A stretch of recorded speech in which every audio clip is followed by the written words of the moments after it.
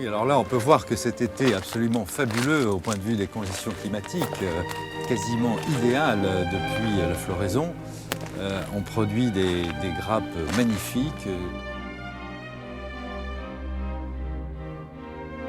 C'est un cru qui a plusieurs centaines d'années maintenant, qui doit son nom à un général anglais, major général, Charles Palmer, qui lui a donné au début du 19e siècle, en 1814, lorsqu'il a acheté cette propriété d'une famille très locale, française, qui était la famille de Gasque.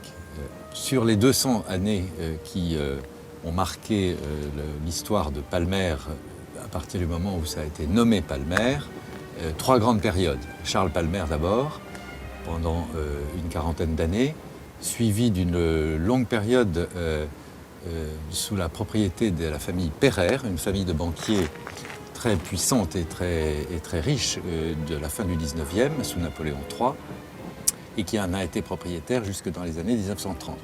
Depuis les années 30, nous avons les mêmes propriétaires et leurs descendants aujourd'hui, issus de deux familles principalement, l'une d'origine anglaise, la famille Sichel, par ailleurs négociant à Bordeaux, et l'autre famille d'origine hollandaise, et leurs descendants aujourd'hui, la famille Malherbès, elle aussi négociant à Bordeaux.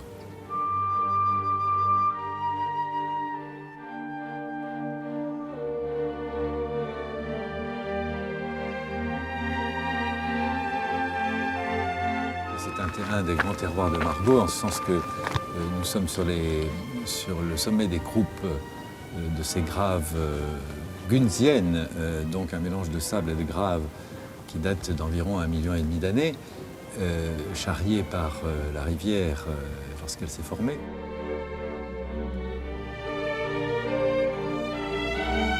L'élevage en barrique est indispensable pour laisser au vin le temps de développer son volume, sa chair, pour assouplir évidemment les tanins et pour laisser le vin prendre tout son caractère et son expression.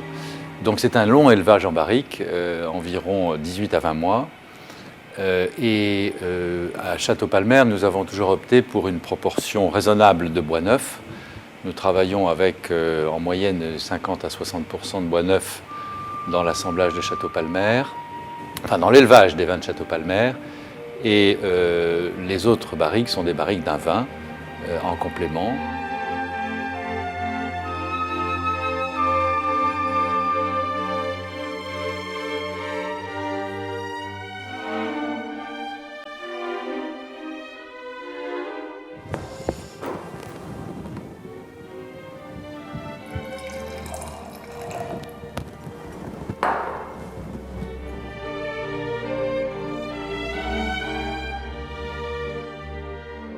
Cette espèce de délicatesse, souvent qualifiée d'élégance, de féminité, mais que je préfère décrire par délicatesse, parce que ce sont des vins puissants. Mais c'est une puissance retenue et qui s'exprime très progressivement et qui se découvre encore mieux après un peu de vieillissement. Et la signature de Palmer, c'est cette suavité des vins, ce charme, cette séduction qu'ils ont, même sur la jeunesse.